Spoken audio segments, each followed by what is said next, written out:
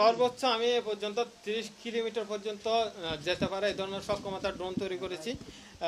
আমার এই ড্রোনগুলো GPS mapping system, আমি গুগলে জাস্ট ম্যাপিং করে দেবো ড্রোনটা কোন জায়গায় যাবে, সেই জায়গায় নির্ভুলভাবে গিয়ে সে ওখান থেকে অপারেটিং করে ভিডিও ফুটেজ নিয়ে সে আবার আমার যেখান থেকে লঞ্চ হয়েছে সেখানে আবার অটো রিটার্ন চলে আসবে। এই ধরনের ফিচার এই ড্রোনের মধ্যে রয়েছে। এটা কোনো ট্রান্সমিটার ধরে এভাবে চোখে দেখে বসে দেখে উড়ানো কোনো দরকার হচ্ছে না। আমার আসলে আমি ছোটোবেলা থেকে গড়ে উড়াতাম একটু, এরপরে আমি আমার বাসার উপর দিয়ে 40,000 কিলোমিটার উপর দিয়ে কিন্তু বিমান চলাচল করতো। বিমান চলাচল করার কারণে কিন্তু আমি অনেকটা অনুপ্রাণিত হই যে এটা কিভাবে আকাশ উড়ে সেটি মাথায় ঘুরতো এবং চিন্তা করতাম এবার এটা কিভাবে আকাশ উড়ে, কিভাবে আকাশের মধ্যে বেশি থাকতে পারে। এটা চিন্তা করতে করতে হুট করে আমি 2017 সালে এই এয়ারপ্লেন বানানোর জন্য চিন্তা ভাবনা মাথায় নিই এবং খুঁজতে থাকি ড্রোন কিভাবে, এয়ারপ্লেন কিভাবে কাজ করে, কিভাবে উড়ে এবং এটির যন্ত্রাংশ কি দিয়ে তৈরি করা যায়। এটা আমি রিসার্চ করতে করতে প্রায় আমার 2 বছর চলে গেছে এটির মেটেরিয়াল খুঁজতে খুঁজতে। একসময় 2018 সালে আমি ছোট একটা মডেল তৈরি করি যেটির সাইজ হচ্ছে আপনার 3 ফিট মতো সাইজ হবে একটা এরোপ্লেন। এটা হচ্ছে পুষার মডেল তৈরি করি আর কি। এটি আমি সর্বপ্রথম 2 মিনিট আকাশে উড়াতে পারি, তখনও কিন্তু আমি কন্ট্রোলিং করতে পারতেছি না এটি ডানে বামে কীভাবে উঠছে কিন্তু উঠতেছে, ডানে বামে কীভাবে যাচ্ছে সেটি কিন্তু আমি মাথায় আসতেছে না।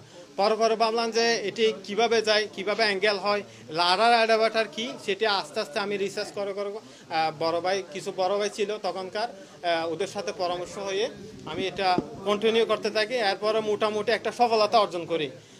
সফলতা অর্জন করার পরে এরপর আমি বোয়িং 787 তৈরি করি, ইউএস বাংলা তৈরি করি, MiG-29 তৈরি করি, এই ধরনের এয়ারক্রাফটগুলোর ডেমো তৈরি করি এবং একটু সুষ্ঠু সফলভাবে আকাশে উড়াতে সফল হই।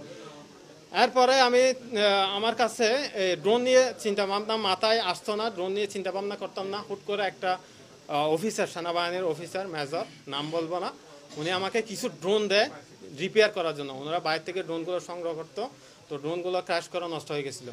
যেহেতু আমি এয়ারক্রাফট নিয়ে কাজ করি সেই ক্ষেত্রে ওনারা মনে করছে যে ড্রোন নিয়ে হয়তো কিছু কাজ পারবো, তো ওনাদের 5-6টা ড্রোন আমার কাছে হস্তান্তর করে। আমি ওগুলো নিয়ে রিসার্চ করি। ওগুলোর মধ্যে একটা ড্রোন কীভাবে চোখের আড়ালে যায় এবং দূরে যায়, 32 কিলোমিটার পর্যন্ত দূরে যায় এবং এটি জিপিএস মোডে কিভাবে কাজ করে সেটি আমি রিসার্চ কন্টিনিউ করি এবং এটার মধ্যে কী ধরনের ফ্লাইট কন্ট্রোলার ব্যবহার করছে, কী ধরনের টেলিমেট্রি, জিপিএস এই ধরনের ডিভাইসগুলো ব্যবহার করছে, এটা নিয়ে অনেক ধরনের ঘাটাঘাটি করার পরে প্রায় 6-7 মাস এটা নিয়ে রিসার্চ কন্টিনিউ করে আসার পরে আমি একটা সুফল অর্জন করি এবং এরপর থেকে আমি কিন্তু ড্রোন নিয়ে লেগে পড়ি। ড্রোন এখন দেখা যাচ্ছে যে ড্রোন এটি আধুনিক একটি যুদ্ধাস্ত্র যেটি একটি রাষ্ট্রের জন্য খুবই গুরুত্বপূর্ণ।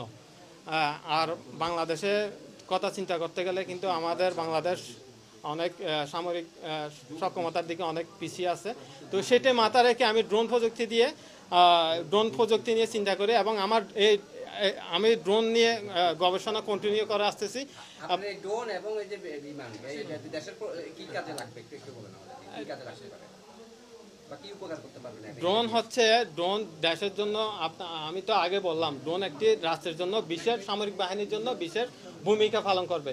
কিভাবে এটি সেনাবাহিনী, নৌবাহিনী, বিমান বাহিনীর কাছে থাকলে ওরা যুদ্ধ অস্ত্র হিসাবে ব্যবহার করতে পারবে, ওরা গোয়েন্দা নজরদারি হিসাবে ব্যবহার করতে পারবে।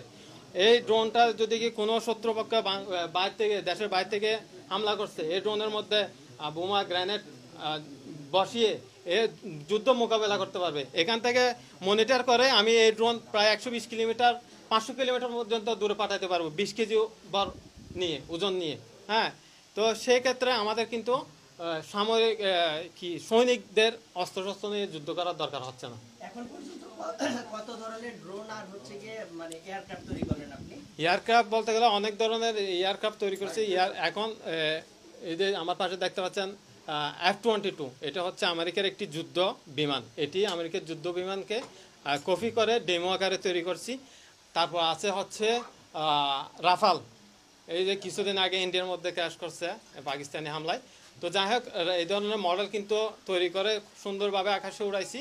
এগুলো হচ্ছে মূলত ডেমো, এগুলো কিন্তু আকাশে উড়ে।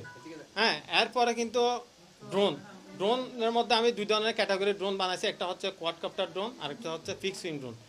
কোয়াডকপ্টার ড্রোনের সুবিধা হচ্ছে এটি অল্প জায়গা থেকে টেক অফ করে, কোনো রানওয়ে দরকার হয় না।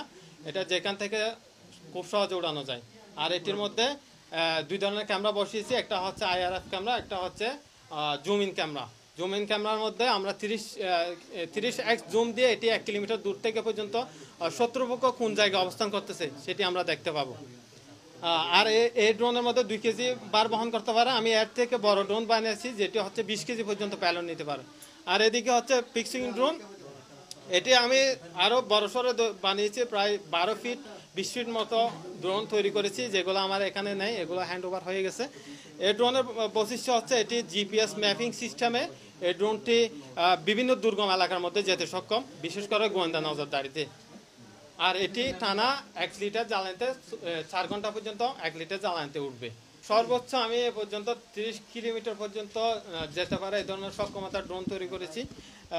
আমার এই ড্রোনগুলো জিপিএস ম্যাপিং সিস্টেম, আমি গুগলে জাস্ট ম্যাপিং করে দেবো ড্রোনটা কোন জায়গায় যাবে, সেই জায়গায় নির্ভুলভাবে গিয়ে সে ওখান থেকে অপারেটিং করে ভিডিও ফুটেজ নিয়ে সে আবার আমার যেখান থেকে লঞ্চ হয়েছে সেখানে আবার অটো রিটার্ন চলে আসবে। এই ধরনের ফিচার এই ড্রোনের মধ্যে রয়েছে। এটা কোনো ট্রান্সমিটার ধরে এভাবে চোখে দেখে বসে দেখে উড়ানোর কোনো দরকার হচ্ছে না। 30 কিলোমিটার না, আর বেশিও যেতে পারে। আমি যদি কি ডিভাইস আপডেট করি, এখানে এটার মধ্যে 1,20,000 টাকা খরচ হয়েছে। আমি যদি কি 5,00,000 6 লক্ষ টাকা খরচ করে আরও বিশাল ড্রোন তৈরি করবো। এই ইঞ্জিনটা দেখতে পাচ্ছেন, এই ইঞ্জিন 30 কেজি পর্যন্ত বার বহন করতে পারে। এটির জন্য আমি বিশাল ড্রোন তৈরি করতে পারবো, যেটি 60 কেজি প্যালোড নিয়ে সেটি আকাশে উঠতে পারবে। এবং আপনি যদি কি চান 500 কিলোমিটার দূরে যাক, সেটির ব্যবস্থাও কিন্তু আমি করে দিতে পারবো। হ্যাঁ, ওই ধরনের ফেসিলিটি আমার এই ড্রোনে রয়েছে। কিন্তু ওনাদের ড্রোনগুলো বলতে গেলে 500 কেজি প্যালোড নিতে পারে।